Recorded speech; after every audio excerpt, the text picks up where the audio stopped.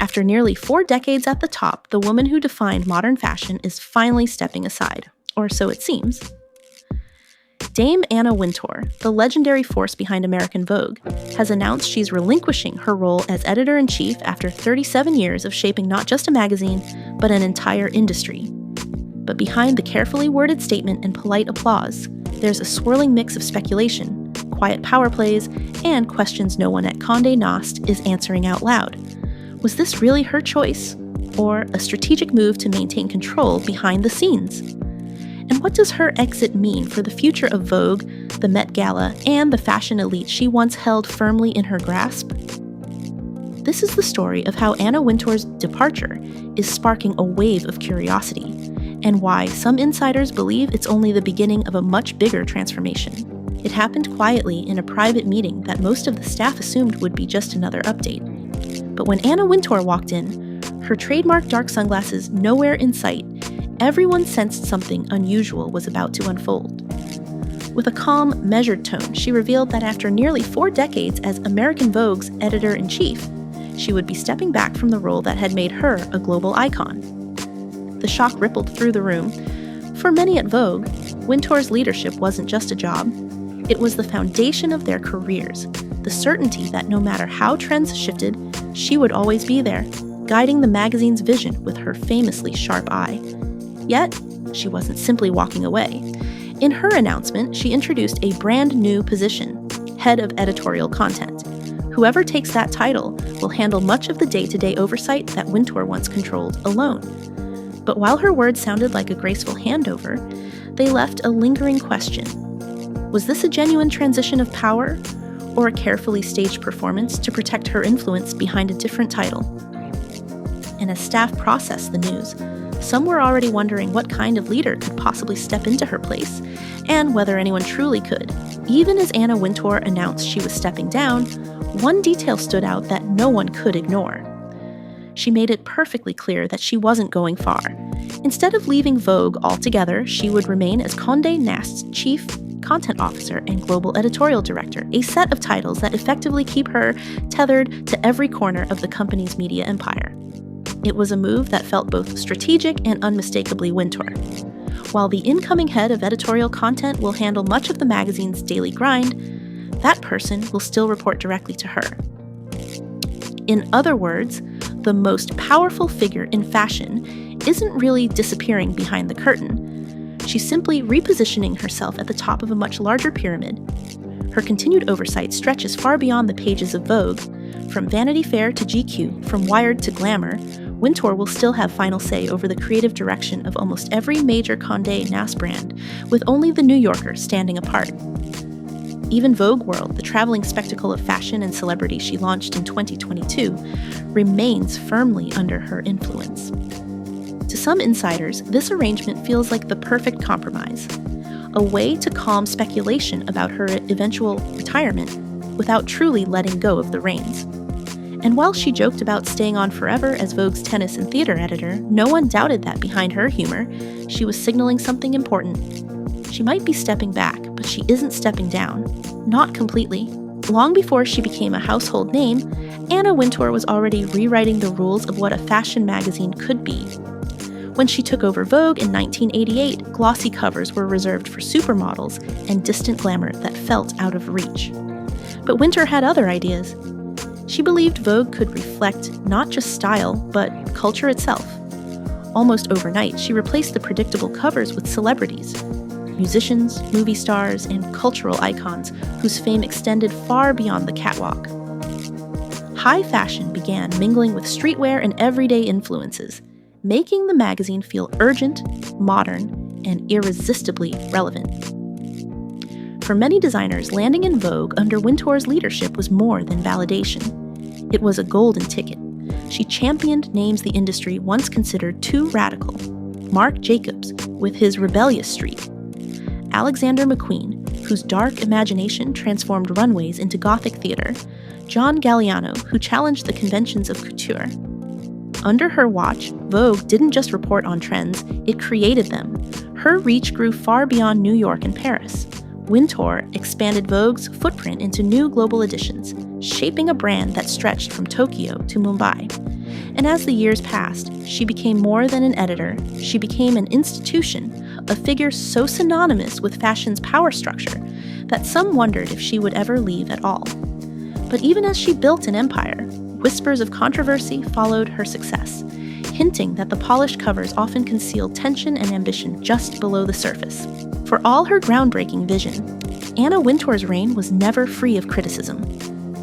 As her influence grew, so did the whispers about her leadership style, stories that painted her as both brilliant and ruthlessly uncompromising. Some insiders described her as an ice queen, an editor who could freeze a career with a single look. Former staff recalled the tension of her exacting standards, where even the smallest misstep could invite swift consequences. Over time, that reputation became almost as famous as her signature bob and dark sunglasses. Her power wasn't limited to Vogue. As the chair of the Met Gala, Wintour transformed a once modest fundraiser into fashion's most coveted and theatrical night. Yet even the Met Gala's glamour couldn't escape scrutiny. Critics claim she used the event to cement her control over who mattered in the industry, elevating some designers while quietly sidelining others. Rumors about her eventual departure had circulated for years. Every time she accepted an award or appeared at Buckingham Palace, headlines speculated that she might finally step down. But time and again, she brushed off the chatter, insisting she had no plans to retire. In 2017, she told reporters that the idea of leaving her post was simply not something that interests me. So when the official announcement came, it felt as though the carefully managed image she'd maintained for decades was shifting in a way no one quite expected. Was this the start of a gentler chapter? Or another calculated move to protect her legacy while avoiding the appearance of defeat? One thing was certain. Even in stepping back, Anna Wintour was determined to keep the narrative firmly in her own hands. For a woman who spent decades insisting she had no intention of retiring, Anna Wintour's decision to relinquish her role raised more questions than it answered. On the surface, her explanation sounded simple. After nearly 40 years, it was time to let the next generation step forward. But behind that polished rationale, observers sensed a tangle of motives that went far deeper.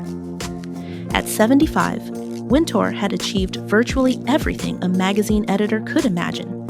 Her damehood, awarded earlier this year, was more than just another honor. It was a formal acknowledgement from the British Crown that her influence extended beyond glossy pages and celebrity covers. Some insiders wondered if receiving that recognition created a sense of closure, a feeling that her legacy had reached its natural peak. But others pointed to more pragmatic forces. The media landscape was shifting faster than ever. Digital platforms, social media influencers, and declining print revenue were forcing even the most established brands to reinvent themselves. For all her adaptability, Wintour was also the embodiment of an era built on exclusivity and gatekeeping, values that increasingly clashed with audiences demanding transparency and inclusivity. There were also rumors that Condé Nast leadership had been quietly encouraging her to modernize Vogue's leadership structure. By creating a head of editorial content, she could appear to embrace progress without relinquishing her core authority as chief content officer. It was a move that allowed her to present the change as her own idea rather than the result of pressure behind closed doors. And then there was the possibility she simply wanted to curate her own exit on her own terms, before someone else forced the conversation. Whatever the truth, Wintour's decision wasn't just a personal milestone. It was a sign that even the most untouchable figures eventually feel the push to evolve or step aside. With Anna Wintour stepping into a more distant role, the question hanging over the fashion world is simple. What happens to Vogue without her at the center? For almost 4 decades, her taste and instincts shaped every cover, every headline, and every emerging designer who made it into the spotlight. Now, for the first time in a generation, someone else will decide what Vogue should be. The incoming head of editorial content inherits a legacy that's both enviable and impossible to replicate. Wintour built Vogue into a cultural authority, a place where luxury and influence met in perfect harmony. But she also left behind a blueprint tied closely to her own persona, her preferences, her network, her unshakable point of view. Industry insiders have already begun speculating that the magazine's aesthetic could change dramatically. Will Vogue shift further toward digital platforms and influencer collaborations? Will it embrace more radical, diverse voices? Or will it struggle to redefine itself in a crowded media landscape that no longer depends on a single tastemaker's blessing? Then there's the Met Gala, the crown jewel of Wintour's empire. Although she plans to remain involved, some wonder whether the event will lose some of its mystique without her legendary attention to detail. For years, she handpicked every guest, decided every table placement, and approved every dress. Even the idea of someone else handling those decisions feels almost unthinkable. But for all the uncertainty, there's also a sense of possibility. Without Wintour's singular vision, Vogue might finally become a more collaborative platform, one that reflects a broader, more inclusive view of fashion. Or it could simply fade from its once dominant place in culture, proving just how much of its power was built on one woman's determination to stay ahead of the curve. Whatever happens, the magazine and the industry around it will never be quite the same. As Anna Wintour steps back from the role that defined her career, it's impossible not to reflect on just how much she transformed the world of fashion, and how much she came to symbolize its contradictions. She was both a gatekeeper and a visionary, a figure who championed fresh talent while maintaining an iron grip on the magazine's identity. For nearly 40 years, her approval could launch a designer into superstardom or banish them to obscurity. Now, for the first time, Vogue faces the challenge of defining itself without her daily command. It's a moment that feels almost surreal to those who grew up believing her reign would never end. And yet, it also signals an opportunity to evolve, an opening for new voices and ideas to shape what fashion media can be in a world that's moving faster than ever. Whether her exit marks the end of an era or the start of something entirely unexpected remains to be seen. But one thing is certain, Anna Wintour's legacy won't fade quietly. Her influence is woven into every corner of Vogue, every glossy cover, every cultural moment she helped create. And as the magazine steps into uncharted territory, the question lingers like an unfinished headline. Can Vogue remain the ultimate arbiter of style without the woman who spent nearly 4 decades defining what style meant? Only time and a new generation of editors will decide how that story ends. When the news broke that Anna Wintour would be stepping back, reactions across the fashion world ranged from stunned disbelief to cautious optimism. For some, it felt like the inevitable closing chapter to a story that had stretched on longer than anyone could have predicted. For others, it was a reminder that no matter how powerful one figure becomes, even the most unshakable institutions eventually have to adapt. But perhaps the most intriguing part of Wintour's legacy is that she never fully surrendered control.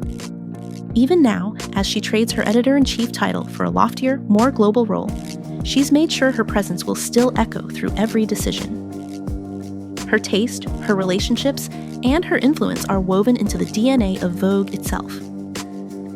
Few editors in any field have ever wielded the kind of cultural authority she commanded. She was more than a tastemaker. She was a symbol of fashion's allure and its elitism, its promise of transformation and its ruthless side. She embodied both the dream and the reality of an industry built on reinvention. Yet this transition also marks a turning point for Vogue and for fashion media as a whole. The next era will be defined by voices who came of age under Wintour's rule, but are determined to push past it. They'll have to decide whether to protect the brand's tradition or to dismantle it piece by piece and build something entirely new. In the end, that's what makes this moment so compelling. It isn't just about Anna Wintour stepping back. It's about a world she spent decades shaping, finally testing whether it can stand on its own. And as the doors to her office close behind her, one question remains. When the next issue of Vogue arrives, will the magazine feel like a fresh beginning, or a reminder that some legacies never really loosened their grip?